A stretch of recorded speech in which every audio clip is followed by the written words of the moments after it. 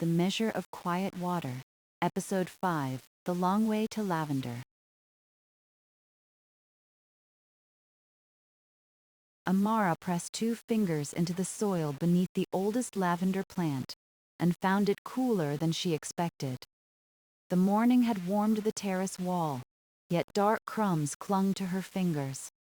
The lavender stood upright, comfortable but over-provided for. No water showed on the surface. The bed had simply held its last measured drink longer than it should. Amara sampled beside the inlet, midway along the terrace and near the lower end. The earth grew cooler away from the arriving channel. If too much water had entered, the wetness ought to have announced itself first at the inlet, but the incoming water had been measured correctly the evening before. "The gate can wait," she said. Aaron set the basket down. "And we go the long way?"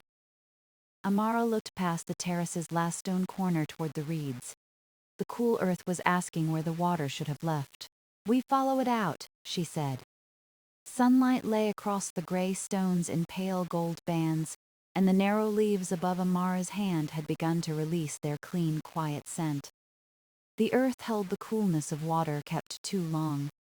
Its crumbs were not muddy and did not shine. They simply pressed together more willingly than lavender soil should have done at this hour. Aaron Vale waited on the path with a shallow survey basket hooked over one arm. He looked from Amara's hand to the plants, whose late-season gray-purple flower heads were neither bowed nor brittle. "They look comfortable," he said. Amara rubbed the soil between finger and thumb. "They do. Over-provided for, perhaps. But comfortable." That was exactly the distinction. Nothing at Lavender End was failing. The bed smelled green and mineral beneath the sharper fragrance of its leaves. The plants had simply received their last measured drink and held more of it than they needed. Lavender End occupied the last broad shelf of cultivated ground above Anjara's sea path. Above it, the western gardens descended in patient steps. Fennel first, then a narrow mixed bed of savory and low thyme, and finally the lavender, where the useful garden flow was meant to finish. Below the terrace, the slope softened into the reed resting pool. Water that had nourished the beds gathered there among pale stones and reeds before finding the little saltward runnel. It was a place made for slowing, but not for stopping. Amara had come prepared to alter the small wooden gate at the head of the lavender branch. A folded sketch lay in her field book, showing the present opening and a neater, narrower setting. The adjustment would have been simple. Lift the retaining peg, ease the gate inward by the width of a barley straw, replace the peg, then time the inlet again. She had drawn the proposal at her kitchen table after Mira Sol mentioned that the southern bed remained dark late into the afternoon. It was a technically pleasing answer. That was partly why Amara distrusted her eagerness to use it. Aaron passed her the narrow soil spoon. Its brass bowl was worn thin at one edge from years of scraping small test hollows. Amara used it to open a shallow cut beside the lavender's root spread. The upper layer, warmed by air, broke into loose crumbs. Beneath it the soil was dark and cohesive, but smelled clean. She pinched a sample, rolled it once against her palm, and watched it fracture when she pressed it gently. Still within the bed's kindness, Aaron observed, at the wet end of it. They had learned the phrase from Mira, who described every plant's tolerance as a kind of kindness. Fennel forgave a longer drink. Rosemary forgave neglect. Mint forgave almost anything except being asked to remain where it had been planted. Lavender was generous about heat and lean ground, but less generous about water that lingered around its roots.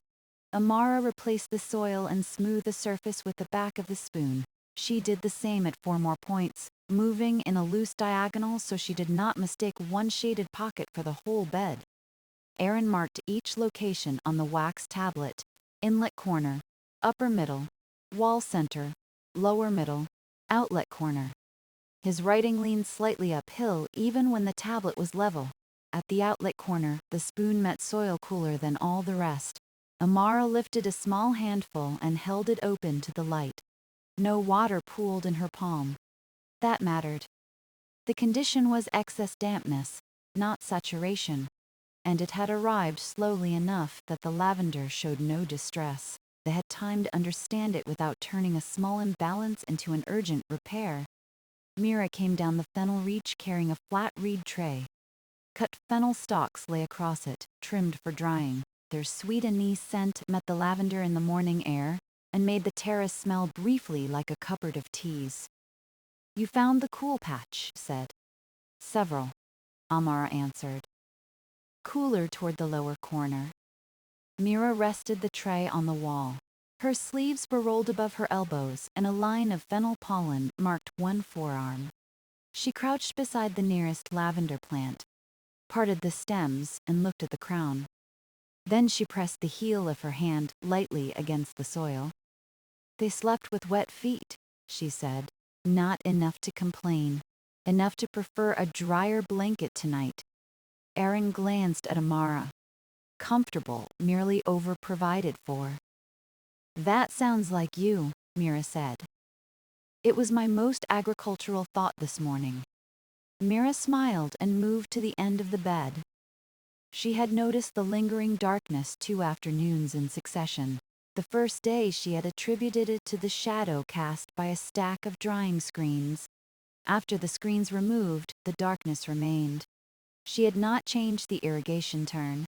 The lavender received the same short finish of water after fennel reach as it had throughout the mild season. "No rain caught here?" Amara asked. "A mist 3 mornings ago." It did not darken the upper beds. "Any mulch added?" "Only what was already between the plants. I drew some back from the crowns last week." Amara examined the mulch. It was a thin scatter of chopped lavender stems and clean, weathered leaf fragments, enough to soften the sun's hardest hour without sealing the soil. Nothing there explained a bed that dried from the inlet, while remaining cool near its lower wall. The inlet itself made a bright, modest sound. Water entered through a thumb-wide stone channel, crossed a flat receiving tile, and spread into 2 shallow furrows. The irrigation turn had ended at dawn. What remained was the ordinary thread that kept the channel alive between turns.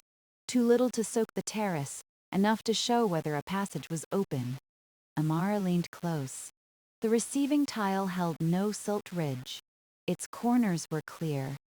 A few grains of pale sand had collected along one edge, but water crossed them without hesitation.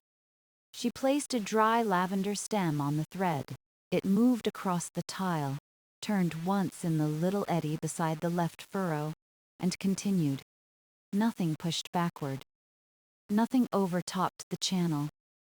"The inlet is behaving," Mira said. "It appears to be. We'll measure it before we excuse it." They walked the perimeter of the bed. The terrace wall was waist-high on its lower side, built from flat gray stones with small drainage gaps left between selected courses. Amara checked each gap. Most were dry. One showed a dark crescent, though no bead of water formed there. The signs were so quiet that she understood why Mira had waited for a second afternoon before mentioning them.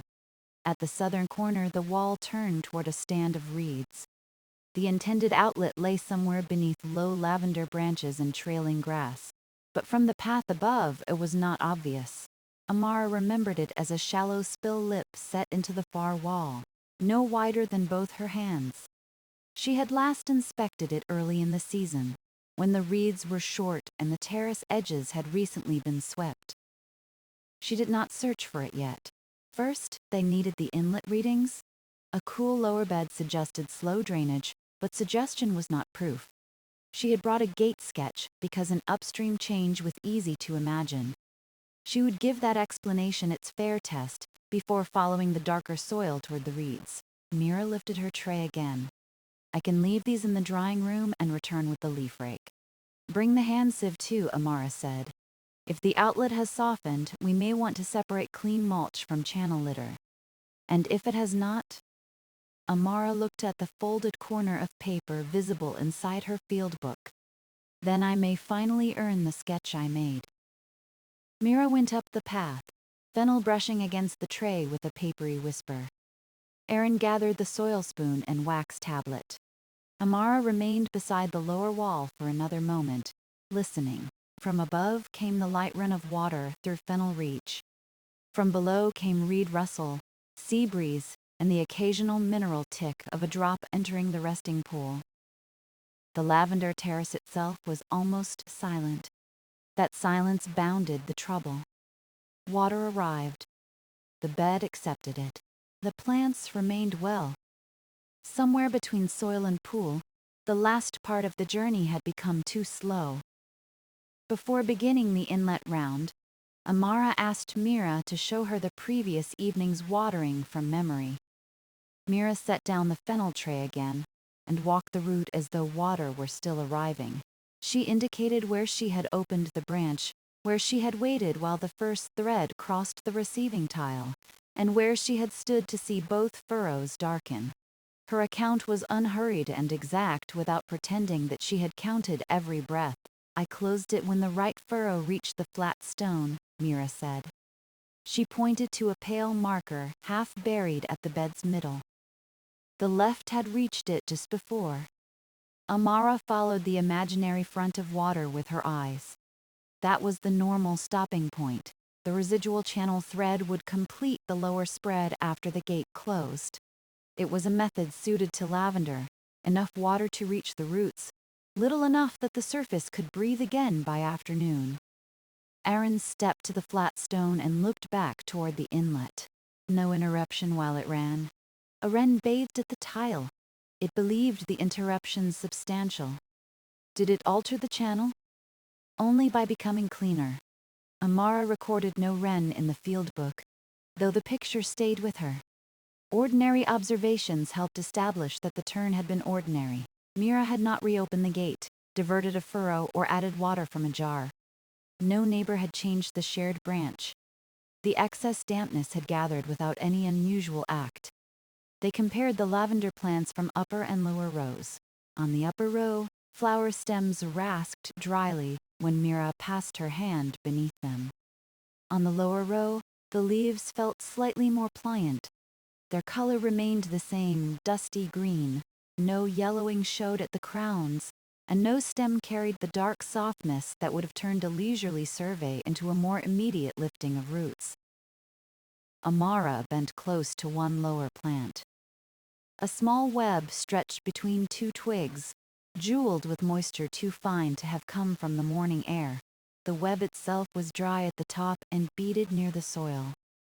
Another small indication bounded to the lower bed. Aaron held his palm above the earth. Cool air rests here. The terrace's southern wall created some shade, but it could not explain why the condition had changed only in recent days. Amara stood and watched the shadow line. It touched the lower row now, yet Mira's moved drying screens had given the same plants more afternoon sun than before. Shade contributed to their slower drying as it always had. It had not caused the new delay. We have the usual turn, the usual shade, and unusual retention, Amara said. Mira lifted the tray at last. Then I will fetch the tools for the unusual part. She walked uphill again. This time the fennel scent lingered after her, mixing with the damp mineral breath at the wall. Amara closed her fingers around the soil spoon. The morning had offered no alarm and no obvious failure, only a series of differences small enough to be dismissed separately. Together they pointed in one direction. The gate at the head of the lavender branch sat under the shade of an old fennel stalk that Mira had left for seed. Its wood had silvered along the grain, while the part that remained wet was dark as tea. Two narrow grooves in the side stones guided it up and down.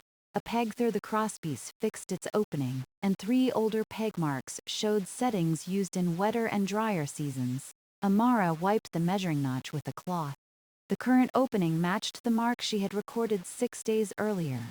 She checked it twice, once from the channel side and once from the path, because wet wood could look misaligned when the light struck it obliquely. "Same height," Aaron said, reading over her shoulder. Same visible height. Let's see whether it gives the same water. He took the small timing cup from the basket. It was a plain clay vessel with a narrow pouring lip and a line scratched inside. For a large channel, they would have used the marked trough farther uphill. Here the flow was so modest that the cup gave a clearer comparison. Aaron held it under the fall while Amara watched the sand timer. The first filling took the expected count. They emptied the cup into the downstream channel rather than waste the water and repeated the measure. The second filling differed by less than a breath. A third confirmed it. Amara wrote the figures in her field book. The ink looked unnecessarily decisive. Correct opening. Correct delivery at the gate. Your drawing has become decorative, Aaron said. It may still become useful kindling. The lines are too careful. It would burn with reluctance. She closed the book before the damp breeze could lift the page. Her plan had assumed the bed was receiving too much. If the gate position and actual flow were both correct, narrowing it would deprive the Lavender on future turns without addressing why today's water lingered. The alteration had lost its justification, neatly and completely. Still, one correct reading at one point could hide a local obstruction. They followed the incoming thread from the gate to the receiving tile, measuring depth at 3 small stone notches. The first notch held a bright crescent of water. The second matched it. At the third, where the channel bent around a lavender mound, the surface trembled in the breeze but moved steadily. Amara scattered 3 fennel seeds at the upstream notch. They traveled separately, the first hugging the right edge, the second spinning once at the bend, the third overtaking both in the center thread. All reached the tile. Aaron recovered them with the tip of the spoon. No lazy one, he said. The middle seed was ambitious. It had somewhere to be. The humor eased the small disappointment Amara felt whenever a tidy hypothesis failed. She did not resent being corrected by a channel. She had built her work around letting measurements correct her. Yet some answers were pleasing enough in advance that abandoning them required a deliberate loosening of the hand. She opened her book to the gate sketch. It showed a side view, a top view, a proposed peg position, and a note about checking the fennel turn after adjustment. Every line assumed the cause stood upstream. The drawing was not wrong in itself. It was simply no longer an answer to the terrace in front of her. Aaron held the cup toward her. One more? Amara considered the clear fall under the gate. At the end of the round, not now. They walked uphill a short distance into Fennel Reach. The shallow channel ran along the inside of the terrace wall, amber light moving over its mineral-stained floor. Fennel stems rose on both sides, some green and feathery, some cut to pale stubs. Where the flow divided toward Lavender End, a triangular stone split the thread cleanly. No leaf pressed against its point. No root crossed the branch mouth. Mira returned with the leaf rake over one shoulder, the hand sieve under her arm, and 3 small cups nested inside it. I thought evidence might require tea. Evidence usually does, Aaron said. She set the tools beside the wall and poured from a stoppered bottle. The tea was fennel and lemon peel, barely warmed from the walk. They drank standing in the dappled shade while Amara described the readings. So the gate has defended itself, Mira said. It has provided an alibi, Aaron said. Amara looked down the channel.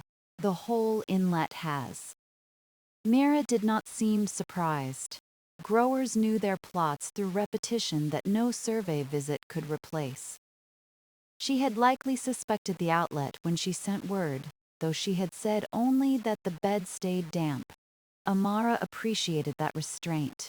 A neighbor's suspicion was useful evidence. It became less useful when presented as a conclusion everyone was expected to serve. What did it sound like during the last turn? Amara asked. Mira tilted her head. Full at the tile. Quiet at the lower wall. Is the lower wall usually audible from the path? Not loudly. There is a little tapping when the spill reaches the first pool stone. Yesterday I heard reeds instead. Amara wrote that down. When did you last hear the tapping? 4 days ago, perhaps 5, before the breeze turned south.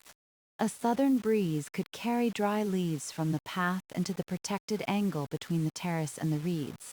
It could also push reed fragments uphill. Neither possibility required a large blockage. The outlet at Lavender End was deliberately shallow, intended to release excess slowly after the soil took what it needed. A handful of leaves laid flat across it might reduce the pace without stopping it. They returned to the bed and checked the inlet furrows with a thin, marked rod. Amara inserted it only to the depth of the cultivated layer, careful not to disturb roots. Near the tile, the soil had begun to loosen. At the center, it retained more shape. At the lower end, it still held the same cool cohesion as before. The gradient told its own quiet story. Drying had started where water entered and stalled where it should depart. Aaron crouched beside the wall and placed his ear near one of the open joints. I can hear movement. Amara knelt beside him. At first, she heard only the soft rasp of lavender stems. Then, under it, came a faint granular sound, like water threading through a cup of pebbles. Not entirely stopped, she said. Only taking an unnecessary amount of time. Mira ran a finger along the top course of stone. It has learned village manners. The village generally arrives before the soil grows tired of waiting, Aaron said. They examined the wall joints from end to end. 2 carried subsurface moisture. The rest breathed cool air. No stone had shifted. There were no cracks, bulges, or washed seams, so the terrace itself was sound. The restriction had to be at or just beyond its designed release. Amara returned once more to the gate. She wanted to feel the choice clearly before leaving it alone. Narrowing the opening would reduce the next irrigation turn. It might allow this bed to dry by tomorrow, appearing to solve the symptom, but the slowed outlet would remain, and the correction would depend on giving lavender less water than its normal measure. During a warmer week, that false balance would become visible in the other direction. She put one hand on the wooden crosspiece. The peg came free with a simple pull. She knew exactly how the gate would slide. Instead, she pressed the peg to make sure it was seated and removed her hand. Untouched, she said. Aaron made a small mark on the tablet. Untouched after 3 measures, 3 seed travelers, 5 soil hollows, and 1 cup of tea. 2 cups, Mira corrected. You drank yours quickly. The record should be accurate. Amara smiled. Accuracy, in this case, meant admitting that the first round had found nothing to repair. Every inlet reading lay where it belonged. The useful work waited downstream. They packed the timing cup, but left the rake and sieve out. Mira tied back the lavender branches at the lower corner with a soft strip of cloth, so they could pass without brushing the flower heads. Aaron carried the basket. Amara took only her field book, the soil spoon, and a short-hooked probe. The terrace edge curved away from the direct path. To find the release from above, they could have pushed through the lavender and reached blindly beneath the stems. That risked breaking woody branches and would reveal little about where the water went after crossing the wall. The longer route descended through Fennel Reach, followed the outside of the terrace, and approached the reed resting pool from below. Amara preferred it.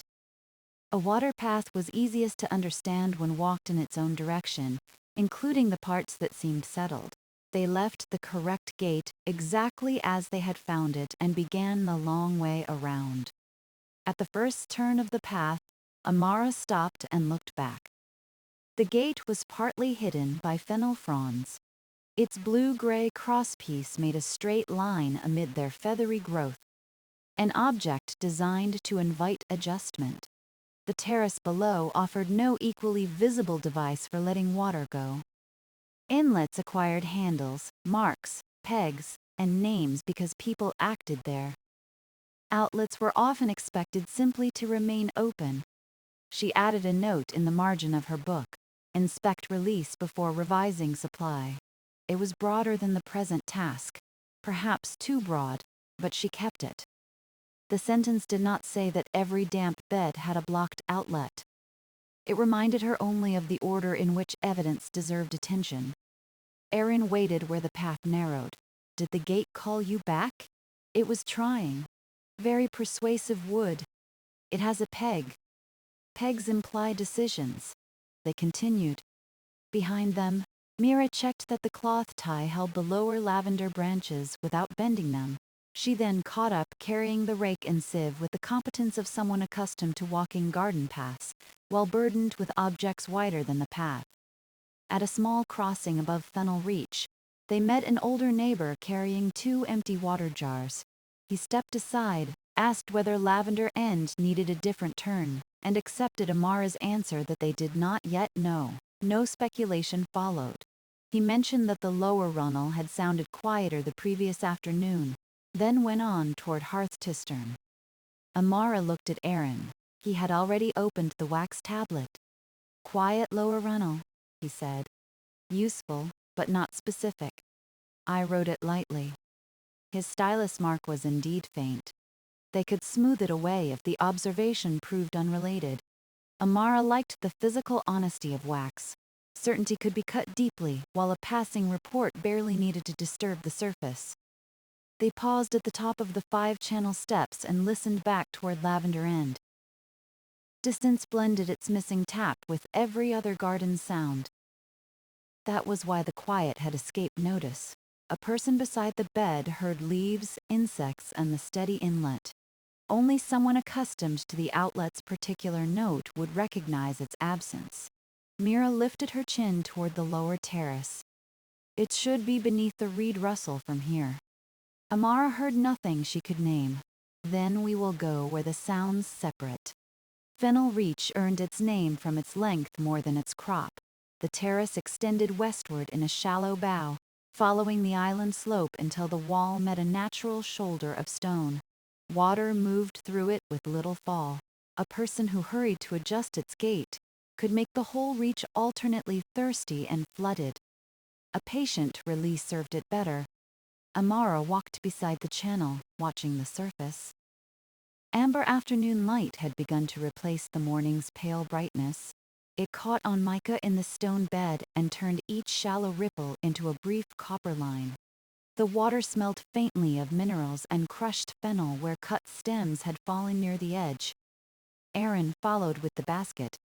Mira carried the rake horizontally so its reed teeth would not snag the plants. They stopped at every place the channel passed a bed or crossed under a flat walking stone. None held enough debris to matter. A feather rested against one bridge, but water slipped beneath it freely. Mira lifted it and tucked it into the basket for no reason. Amara could see except that it was barred in cream and brown and pleasant to keep. At the far bend, the cultivated terrace narrowed. The channel tipped into a descending run of 5 stone steps, each no higher than a finger. Its sound changed from whisper to a sequence of soft notes. Amara counted them without intending to. All 5 sounded clear. Below the steps, the lavender branch turned south. From there, a service path once followed the wall directly to Lavender End, but summer growth had softened it into a green seam. They chose the lower footpath instead. It crossed beneath a fig tree, circled a warm outcrop, and returned toward the sea under the lavender wall. The detour took only several minutes. It felt longer because the water vanished from sight. Amara kept its route in mind through the slope, behind a fennel wall, under the strip of savory, along the upper edge of Lavender End, across the receiving tile into the furrows, then through soil toward the outlet they had not yet found. At the outcrop, the sea appeared between 2 whitewashed roofs. It was a calm blue plain beyond the lower path, marked by one slow fishing boat. The breeze brought salt for a few steps. Then the garden scents closed around them again. If we find nothing at the spillway, Mira said, what comes next? We trace the wall drains individually, Amara answered. Then compare the bed's lower soil depths. If both are open, we look for a compacted layer. And after that, we drink the remaining tea and become more imaginative. Aaron nodded. A rigorous sequence. The outside of the lavender end wall stood in afternoon shade. Moss made small dark fans beneath two joints, but most of the stones remained dry and warm. Reeds began a few paces away, their narrow leaves shifting against one another with a peepery rustle. Between wall and pool lay a margin of pale gravel, fallen lavender stems and wind-delivered leaves. Amara found the first wall drain by touch. Cool air met her fingers. The second held a thin thread of water, clear and unhurried. The third was partly hidden by grass but open. Each relieved the deep bed, yet none was meant to carry the surface finish after a watering turn. That belonged to the spillway. They moved along the wall. From below, the tied-back lavender branches showed where Mira thought the outlet lay. Directly beneath them, however, the wall appeared continuous. Flat stones overlapped in ordinary courses. Dry leaves had banked against the base, their colors ranging from fennel brown to the faded silver of lavender. Amara brushed the upper stones with her palm. One felt cool. She followed its edge and found a shallow depression under a lace of stems. Water darkened the stone but did not cross it. Here, perhaps, she said. Aaron stood back to compare the position with the inlet above. The line is right. Mira lowered the rake. I remember the lip being visible. They removed nothing at first. Amara wanted to see the pattern before their hands changed it. She crouched near the gravel and watched the pool margin. Small movements contradicted one another. Channel water farther north dimpled the surface.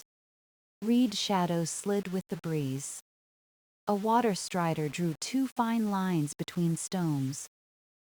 Near the wall, everything seemed equally alive with reflected motion. Then the breeze eased. One reflected reed remained perfectly still beside moving channel water. Amara was searching for the lavender terrace's drainage point. The channel entering the reed resting pool bent every nearby reflection into wavering green lines. Yet this one stayed straight. She shifted her head. The real reed rustled above, but its reflection did not.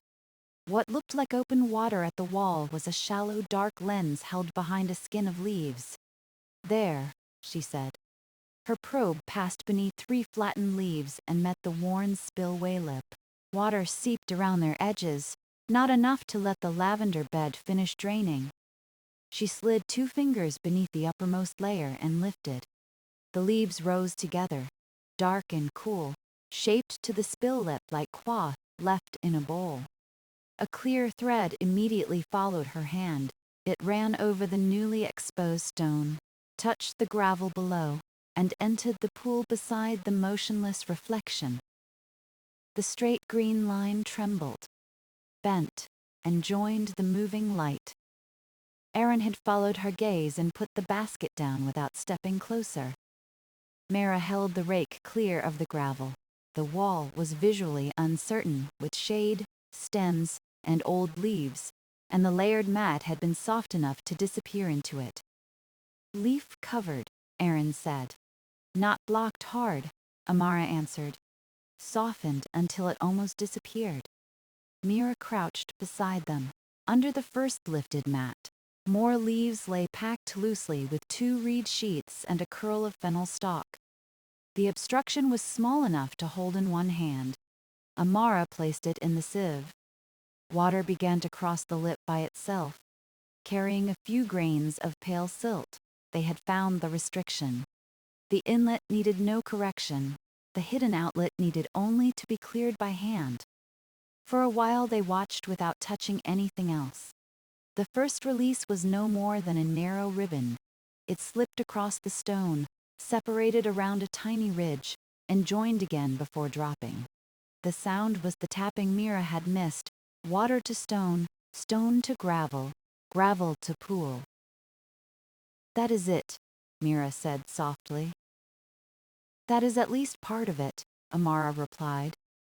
She was careful not to let relief turn a discovery into a conclusion too quickly. Leaves on the lip explained the slow drainage, but they still had to clear the passage fully and observe the bed respond. A second obstruction might lie within the shallow throat, or the leaf mat might have concealed a shifted stone. Aaron held the sieve while Amara separated its contents. The flattened leaves were mostly clean, softened by water but not sour. A small quantity of gray silt settled through the mesh when Mira rinsed them with a cup from the pool's incoming runnel. 2 black olive pits remained, carried perhaps from the upper path by rain or a bird. A very small harvest, Aaron said. Do not plant it in the lavender, Mira told him. I had hoped for an orchard at the outlet. Amara examined the exposed stone. The spillway was formed by a broad, lower slab tilted slightly outward, and 2 narrow side stones. Its lip had been polished by seasons of thin flow. A faint mineral line showed the intended water width. At present, the ribbon used only half of it. She passed the hooked probe gently beneath the side stones. It encountered no packed material. Mira used the reed rake to draw loose leaves away from the gravel below, working from the pool side so nothing else was pushed into the opening. Aaron gathered the cleanest fragments into the sieve. The still lens shrank. What had appeared to be a patch of deep shadow resolved into water barely 2 knuckles deep over pale pebbles. Once moving, it revealed the bottom. Amara looked up at the wall. The dark crescent they had noticed from above lay directly over the spillway. Moisture in that joint had been the edge of water seeking any available path while the designed one narrowed. No dramatic overflow had occurred because the wall's small drains continued to breathe. The system had bent politely around the inconvenience. The south wind did this, Mira said, touching the leaf assortment. The south wind contributed, Amara said. And we had not swept the outer lip since the reeds grew tall. Mira nodded, accepting the shared phrasing. There was no purpose in blaming wind for behaving like wind, or a gardener for missing a feature that had almost vanished into its surroundings. The useful fact was that the spillway needed to remain visible enough to inspect. Aaron pointed with the probe. This lavender stem trapped the first layer. A forked twig had lodged between the side stone and a tuft of grass. Leaves collected behind it one by one. Amara freed the twig. It bore no fresh break, only weathered ends. She added it to the sieve. A gate made itself downstream, he said. A very imprecise gate, Amara replied. It reduced the flow. That was the assignment. It neglected to ask us. The water ribbon widened while they spoke. Above, somewhere inside the terrace, held moisture was finding the reopened grade. Its pace remained gentle. There was no sudden rush, only a gradual brightening across the mineral line. Amara set the probe down. We know where the work is. Let's keep it small. They arranged themselves around the outlet without crowding it. Mira would clear the approach on the bedside, using her hands among the lavender roots. Aaron would rinse and sort what they removed. Amara would clean the spill lip and watch the released water for silt, which might indicate that they had disturbed soil rather than merely restored the surface path. The afternoon light deepened. Reeds whispered at their backs. The discovery occupied less space than the survey basket, but it had changed the shape of the whole task. They no longer needed to redesign how water arrived. They needed to give it back the last few inches of its old road. Amara took a piece of chalk from the basket and drew a short, removable line on the drywall stone above the spillway.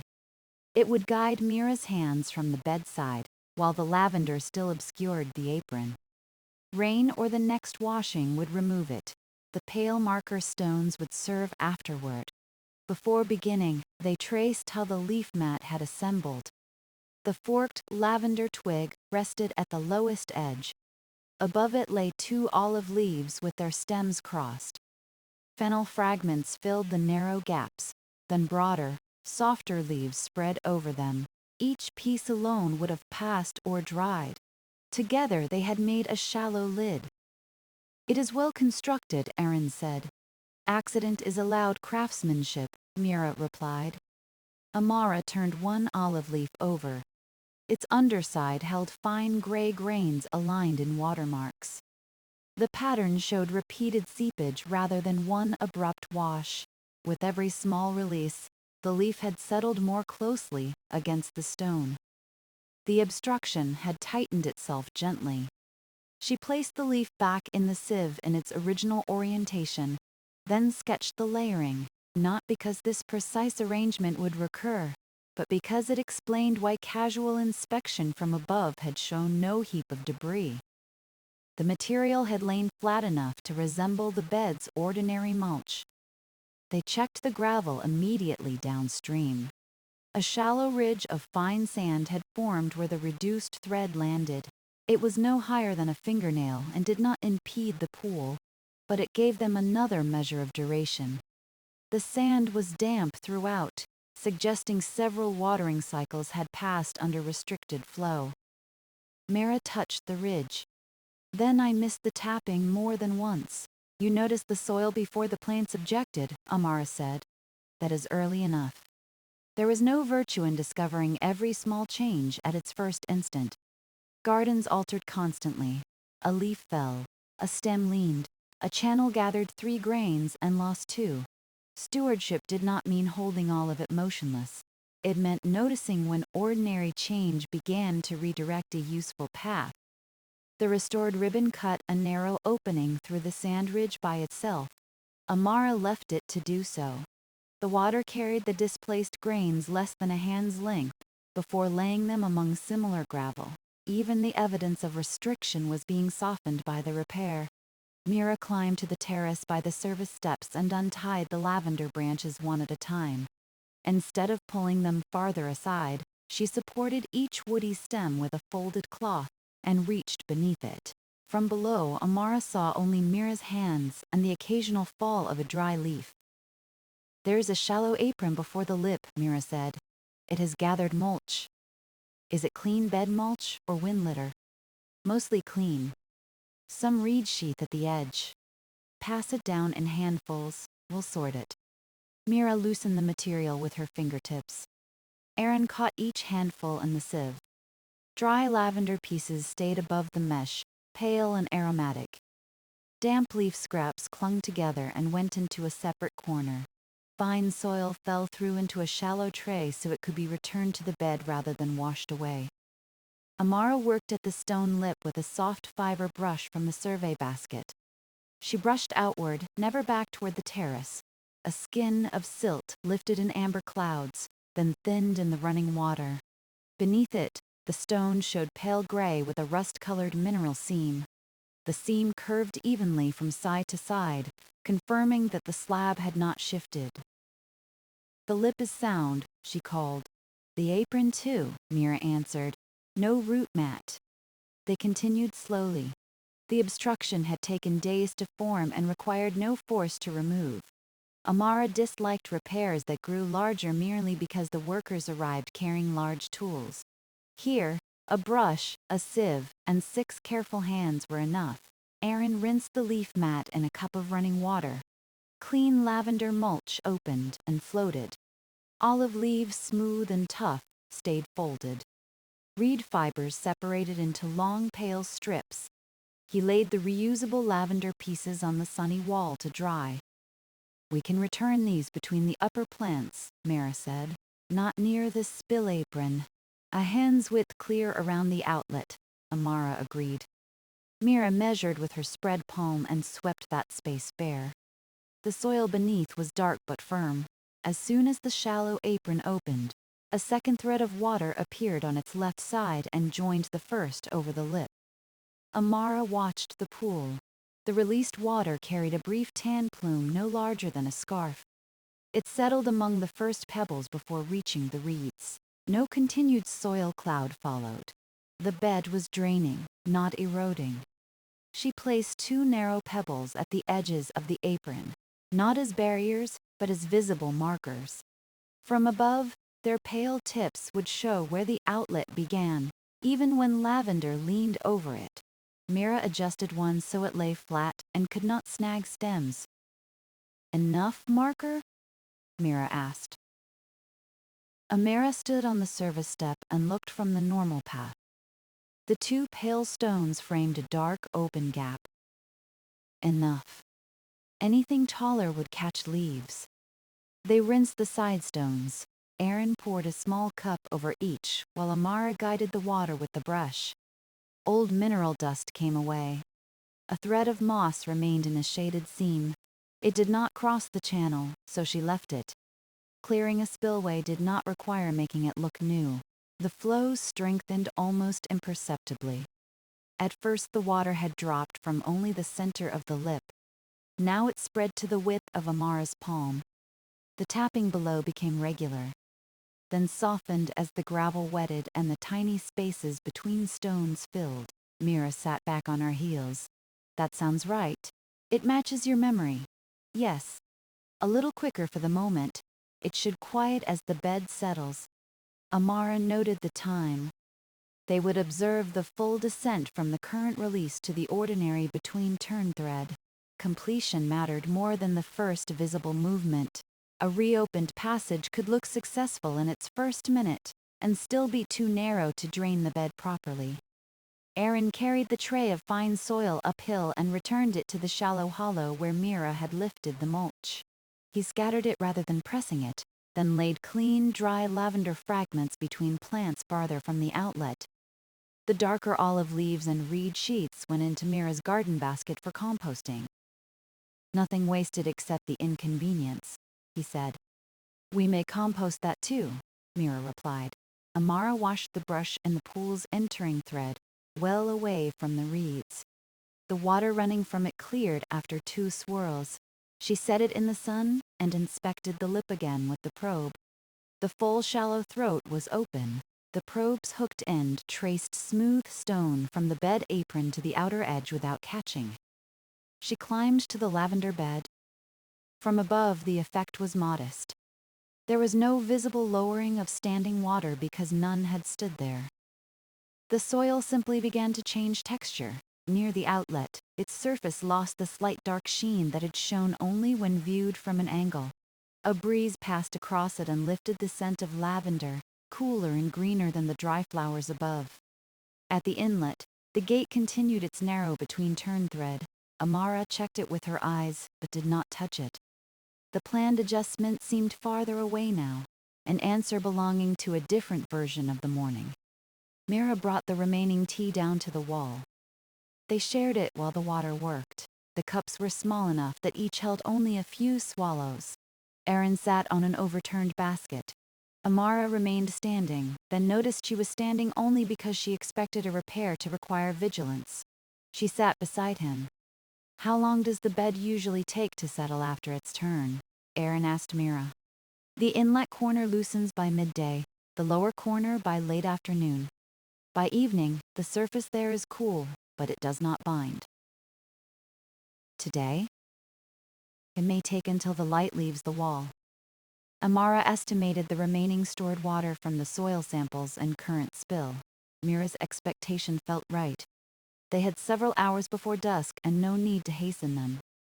After the tea, they made one final pass with their hands. Mira lifted a tuft of grass that leaned over the left marker stone and replanted it 2 palms away, where its roots could hold the outer slope without hiding the outlet. Aaron cleared 3 dry leaves from the short approach channel. Amara drew the brush once across the lip. Then they put every tool down. The water had to demonstrate the repair without their assistance. They walked 10 paces away and listened. The spillway made a light, even fall. Fennel Reach sounded above it in longer whispers. The reed resting pool responded with the smallest round ripples, soon lost among reed shadows.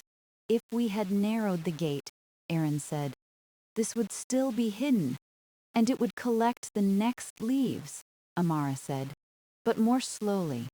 A very subtle failure. The most patient kind."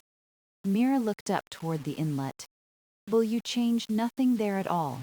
Amara considered whether the reopened outlet might make the established turns suddenly too generous. The mineral line on the spill lip, the historic moisture range, and the healthy crowns all indicated otherwise. The bed had been receiving the right amount. It had merely been releasing the remainder too slowly. Nothing, she said. The gate stays where it is.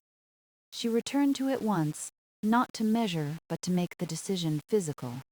She checked that the peg remained secure and tied a small length of blue survey thread through her existing mark. The thread did not indicate a new setting. It showed that the old one had been reviewed and intentionally retained. Back at the spillway, the flow had begun to ease. Its width remained open, but the water sheet thinned enough for the mineral seam to show through. That was the intended response. The stored excess was leaving. No continued source replaced it. They redistributed the last clean mulch above the bed's middle line. Mira crumbled it lightly so no broad fragment could travel as a mat. Around the outlet apron, they left bare soil and stone. The two pale markers stayed visible. Amara wrote 3 short lines in her field book, leaf-softened spillway. Lip and throat cleared by hand. Inlet gate reviewed and left unchanged. She did not yet write that drainage was restored. For that, they would follow the water through the pool and return after the bed had time to settle. The practical work itself was done. No board had been cut. No peg moved. No stone reset. The repair fit into the sieve and smelled faintly of wet lavender leaves. They packed the tools and began another circuit, this time following the restored path from bed to pool. Before leaving the worksite, Amara asked each of them to look for one thing they might have accidentally changed.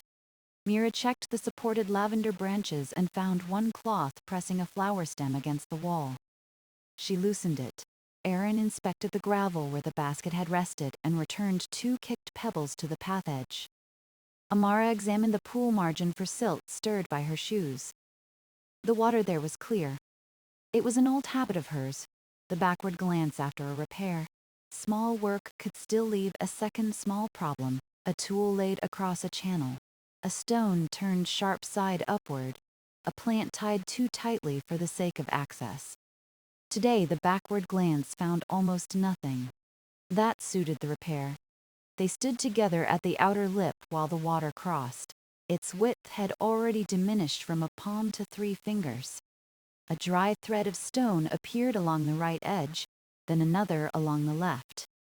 The channel was centering itself on the lowest part of the slab.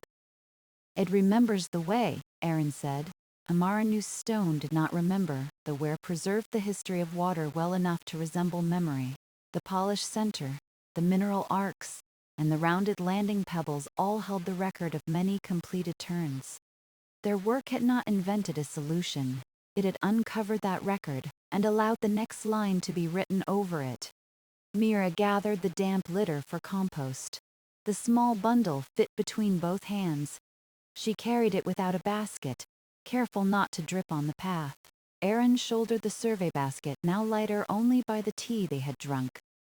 Amara took one last look at the untouched gate above, visible through the stems, and then turned toward the pool. The water leaving Lavender End crossed the spill lip in a thin sheet and fell onto 3 pale stones at the pool margin. The uppermost stone divided it. The next 2 turned the threads inward. From there it moved through clear gravel toward the reeds. Amara walked beside it at the pace the ground allowed. There was no continuous channel to follow, only a brightness between pebbles, a darkening under one flat stone, then a reappearance where the pool deepened. Aaron came behind her with the basket. Mira remained at the spillway for a few moments to watch that no loose mulch followed. The reed resting pool was neither a cistern nor a pond. It was a broad, shallow pause in the garden's drainage, edged with rushes and 2 kinds of reed. Water spread there, dropped its last garden silt, cooled among stones, and continued by a narrow runnel toward the sea path. In dry weather, half the gravel lay exposed.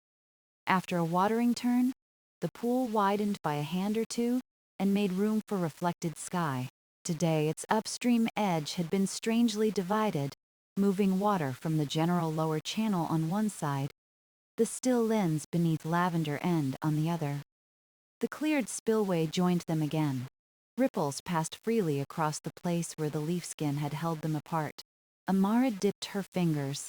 The pool was mineral cool, clearer than the soil had suggested. A few pale grains settled near the entry, but no dark plume entered. The reed stood in clean water. Aaron crouched on a dry stone. The reflection has recovered from its discipline. The reed that had shown them the outlet now wavered with every pulse. Its image stretched, broke, and formed again. Mira joined them. Nothing else came over the lift. Good. We'll check the lower runnel. They circled the pool rather than step across it. On the seaward side, water narrowed between two stones stained ochre. Amara cleared one floating lavender leaf before it could lodge there, though the runnel was wide enough to pass it. She set the leaf on dry gravel. The outgoing thread had risen slightly. It moved without foam or cloudiness and carried the same mineral scent as the upper channels, softened now by reeds. Amara placed a tiny chip of dry stem on it. The chip traveled through the first bend and disappeared under the footbridge. The pool accepts the return, she said. Was there doubt? Mira asked. Only the useful amount. They took the sea path back toward the lower end of Lavender End. The route placed the terrace above their shoulders, its wall warmed on the outer face by declining sun. Insects moved among the low flowers beside the path.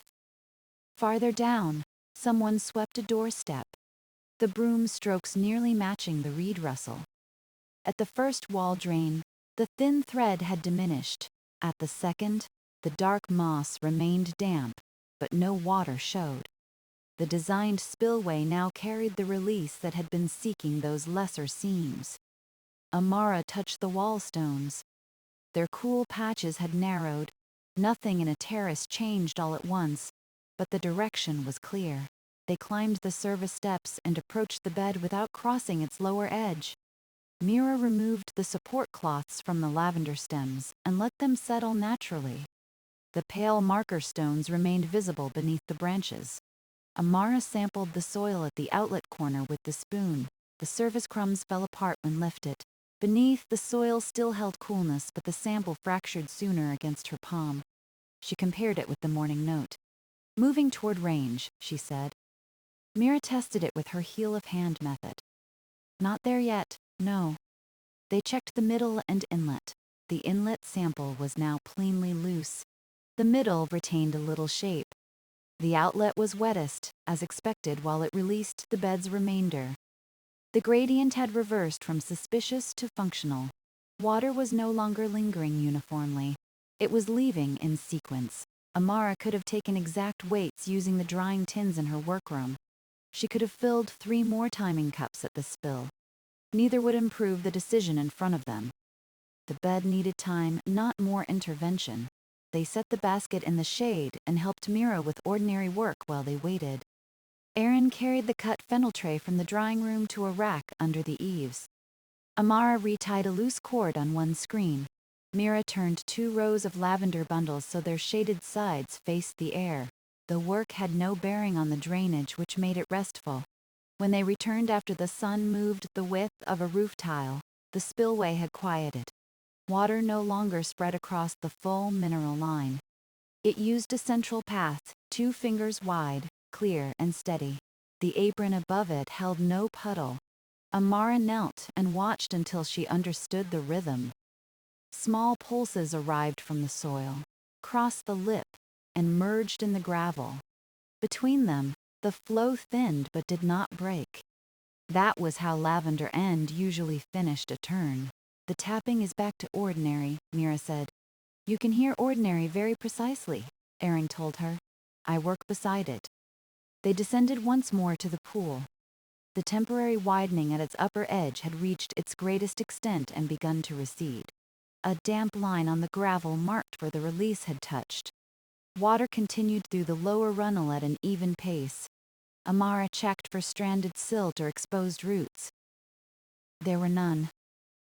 The reeds closest to the inflow leaned over moving water, their bases clean. One small snail traveled along a wet stone with no opinion about the survey. No additional control, Amara said. The corrected path is carrying what it should.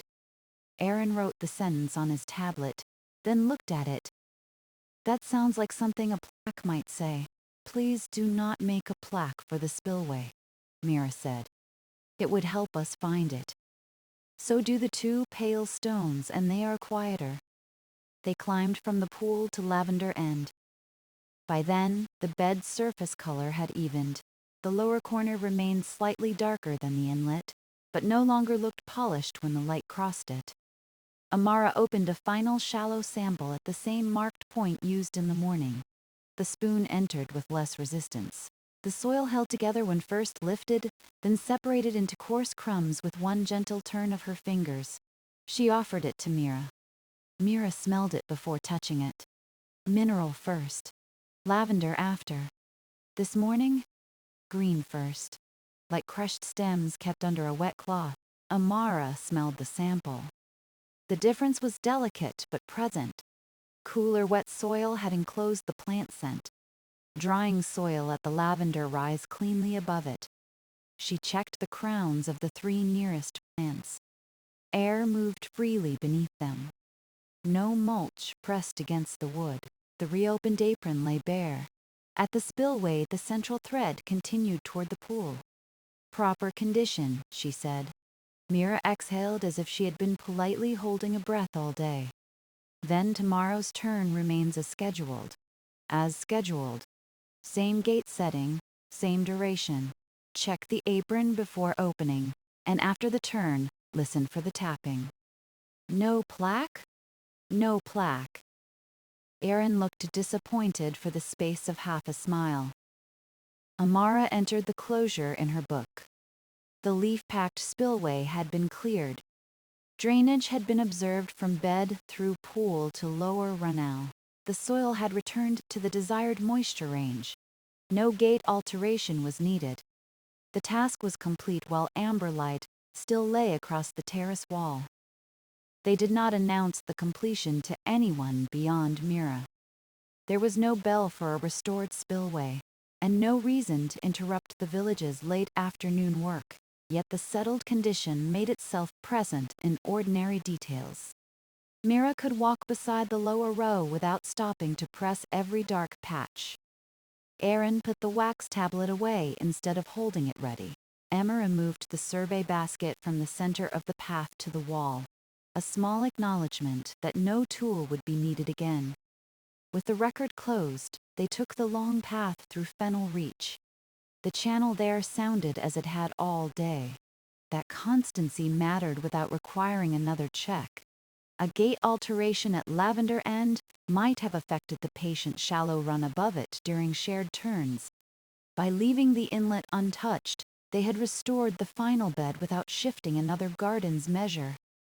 At the fennel split, Amara paused where the branch made its bright, narrow sound. A seed had leaned over it, scattering a few anise-scented grains on the dry bank. She moved the stem aside but did not cut it. You had expected to spend the afternoon at the gate, Mira said as they walked. I had expected to spend less of it walking. Was the long way useful? Amara looked down through the terraces. From this height, the spillway was invisible again, but the two pale markers made a small bracket under the lavender. Beyond them, the pool held a patch of amber sky. The short way would have shown us the leaves, she said. The long way showed us what they interrupted. Aaron shifted the basket to his other hand and supplied a feather. He had tucked it into the weave near the handle. Mira admitted that this improved the survey's yield. Mira fetched 3 narrow drying mats and spread them on the upper terrace. They helped lay fennel stems across them in alternating directions, so air could pass between the cut ends. The anise scent strengthened wherever a stalk cracked. Lavender rose beneath it, warmer now as the bed released the day's last stored coolness. No one hurried. The shadows of the drying racks lengthened over the path. A bee visited the faded lavender heads, chose among them with slow persistence, and went toward the savory bed. Water sounded at 3 distances, the thin branch at the inlet, the centered fall at the spillway, and the broad whisper where the pool continued seaward. Amara noticed that she could distinguish them all again. She let the 3 sounds remain separate without counting their intervals. When the mats were arranged, Mira brought a small wooden stool and sat at the upper edge of the bed. She looked across the plants rather than down into their soil. They seem no different, she said. That is the favorable outcome, Amara replied. The plants had never needed to wilt in order to validate the repair. Their comfort before and after was evidence that the correction had arrived within the quiet margin where good tending usually occurred. The only visible transformation belonged to water and soil, a hidden passage open, a lower corner loosened, a pool edge moving again. Mira picked one dry flower head and rolled it between her fingers. Tomorrow I will know where to listen. Amara nodded. The marker stones would help her see. The restored tapping would help her hear. The scent of soil would offer a third confirmation without asking the bed to be opened repeatedly with a spoon. They remained until the sun touched the upper fennel seed heads and left Lavender End itself in softened light. Only then did Mira collect the compost bundle and tools. The survey had narrowed all day from a proposed change to the whole inlet, from the inlet to the terrace, from the terrace to a leaf mat, and finally from work to simple observation. There was nothing left to narrow. Amara folded a careful gate adjustment plan without using it. She sat above the reeds with the field book across her knees. The sketch showed how she had intended to narrow the Lavender End inlet, but the cleared downstream spillway now released its ordinary silver thread. The bed had settled into its proper moisture range. Its surface was loose, its lower corner cool without binding, and its crown stood in open air. Amara wrote beneath the drawing, superseded by outlet evidence. She folded the page inward along its existing crease. Aaron sat beside her, looking toward the lavender rather than the book. It smells drier, he said. Amara closed the cover. The upstream gate remained exactly where it had been that morning. She accepted his scent test as the final confirmation and made no further measurement. The folded sketch retained its present gate line, proposed gate line, new peg position, expected reduction, and every measurement that had argued for leaving the gate unchanged. Amara did not tear it out. A plan could be unused and still record a useful beginning. Below them, water crossed the stone lip, entered the reed resting pool, and continued beneath the small footbridge. Nothing waited behind the wall. Mira had already carried the rake and sieve home. She had left them 2 cups and the last of the fennel tea in its bottle. Though the tea had cooled completely, Amara poured it anyway. The flavor was softer than before, with a faint bitterness from the peel. They sat where the terrace wall widened above the reeds. The stone retained a little of the day's warmth. Behind them, lavender stems moved in the evening breeze, brushing one another with a dry, minute sound. Below, water entered the pool too quietly to separate from the reed rustle unless Amara listened for it. She did not listen for it. The light faded by degrees. Amber withdrew from the upper walls first, then lingered on the fennel seed heads and the pale edges of the sea path. The pool kept a small piece of sky after the surrounding gravel had gone gray. Aaron lifted his cup toward the bed. This morning, the scent was cooler. A scent cannot be cooler. Then greener. That I believe. Now it smells like the bundles in Mira's drawing room, Amara breathed in. The living plants were sharper than the bundles, but the heavy green note had lifted. Lavender came cleanly through the mineral damp, followed by fennel from the terrace above and salt from the path below. Almost, she said. They made no contest of the difference. Aaron drank the rest of his tea. Amara tucked the field book into the survey basket and laid the soil spoon on top without wiping it again. A small crescent of clean earth remained in its brass bowl. Across the pool, reeds leaned together and separated. Their reflections no longer offered clues. They were only green lines becoming dark ones in the water. Mira appeared at the upper path long enough to call good night. She did not come down for another check.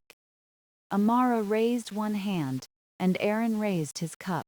Mira went toward the village carrying a bundle of dry fennel under her arm. The ordinary thread at the spillway narrowed as the bed completed its release. Amara could tell from the changing sound, but she let the knowledge remain unrecorded. They had watched the drainage to completion. The remaining water belonged to the pool's evening rhythm, not to the day's repair.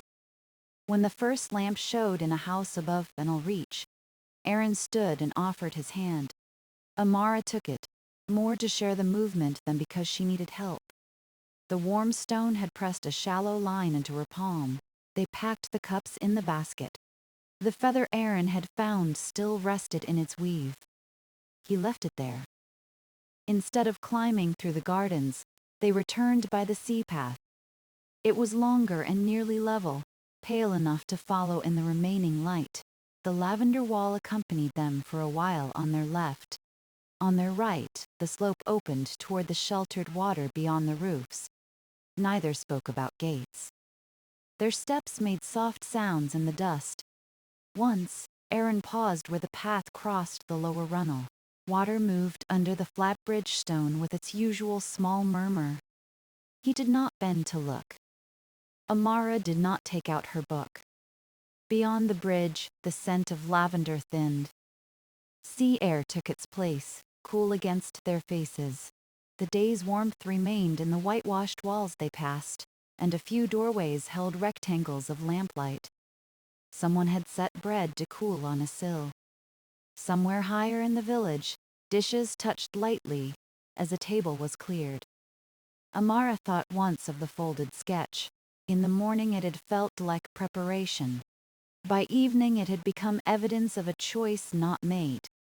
She was glad she had drawn it carefully. She was gladder she had not needed to make the terrace obey it. At the turn where Aaron's path rose toward his house, they stopped. "Mineral first," he said, recalling Mira's description. "Lavender after," Amara replied. "And no plaque. Especially no plaque." He went uphill with the empty tea bottle. Amara continued along the sea path with the basket against her hip. Behind her, Lavender End rested above the reeds. Its inlet gate remained open to the established mark. Its spillway remained visible between two pale stones. Its soil held the amount of coolness the plants preferred and no more. She reached her courtyard after the last amber had left the sky. She set the basket beneath the covered bench, where it could wait until morning. The field book stayed closed. For the rest of the evening, no one measured the water.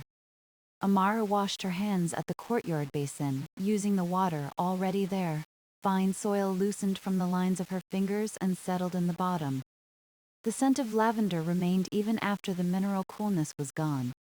She dried her hands on the cloth by the door and carried the basket inside. Usually she would have opened the field book again at the table.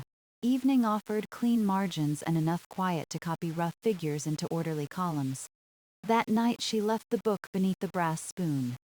The note about the cleared spillway was complete. The folded gate sketch required no revision, and the day required no second ending. She opened the shutters toward the sea. The path below was mostly hidden, but she could see one pale curve where it passed between houses. Aaron would already have reached his turn uphill.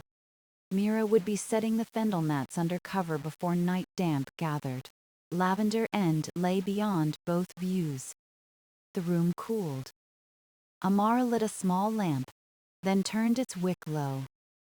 She cut bread, set out olives and a piece of white cheese, and ate at the end of the table nearest the window. The meal carried no conversation except the faint domestic sounds traveling between courtyards. A latch lowered, a chair moved, a short laugh from a neighboring kitchen. Once, a breeze brought lavender through the shutters. It was impossible to know whether the scent came from Lavender End, from bundles drying elsewhere in the village, or from the sprig hanging beside her own cupboard. She did not try to decide. After eating, she folded the mealcloth and swept 3 crumbs into her palm. She watered the basil pot with the last swallow from her cup, a quantity too small to need thought. The basil leaves shifted and returned to stillness. The day's unused plan remained inside the closed book. Amara remembered the satisfying geometry of it, a gate narrowed by a precise distance, a future flow predicted, a neat cause placed beside a neat correction. The actual repair had been less visible. They had walked around a terrace, noticed one still reflection, lifted wet leaves, and waited while gravity resumed an old arrangement. There was precision in that too, though not the kind shown by a new peg mark. They had distinguished damp from harm, supply from release, temporary response from completed drainage. They had known when to touch the channel and when to sit above it.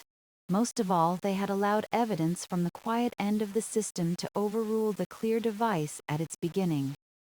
Amara did not phrase any of this for the book. Thoughts could remain useful without becoming rules. She carried the lamp into the courtyard. Above the roofline, the sky held a deep blue that would soon become black. One star showed over the island shoulder. The basin water had stilled, and the soil from her hands made a soft crescent at its bottom. From far down the slope came the sea's small, regular breathing. The garden channels were too distant to hear individually. Without their sounds, she pictured none of their measures. She saw instead the last amber light on reeds, Aaron's cup balanced on his knee, and the lavender stems moving after the wet heaviness had left the ground beneath them. She sat on the courtyard step until the lamp attracted a pale moth. It circled twice, settled on the wall, and folded its wings. Amara moved the lamp farther from it and lowered the wick again. No one came with another question. No delayed concern arrived from Lavender End. The absence felt neither suspenseful nor empty. It was simply the shape of a finished task. Before going inside, Amara looked once toward the unseen southern terraces. She offered them no calculation, only attention held briefly and then released. The plants would pass the night in soil that could breathe. The pool would receive the remaining thread and send it onward. By morning, Mira would hear the inlet begin its customary turn, and would know the outlet was ready for it. Amara shut the shutters partway, leaving room for the cool air. She placed the lamp beside the bed, and did not reopen the field book. Night settled over the channels without requiring anything from her.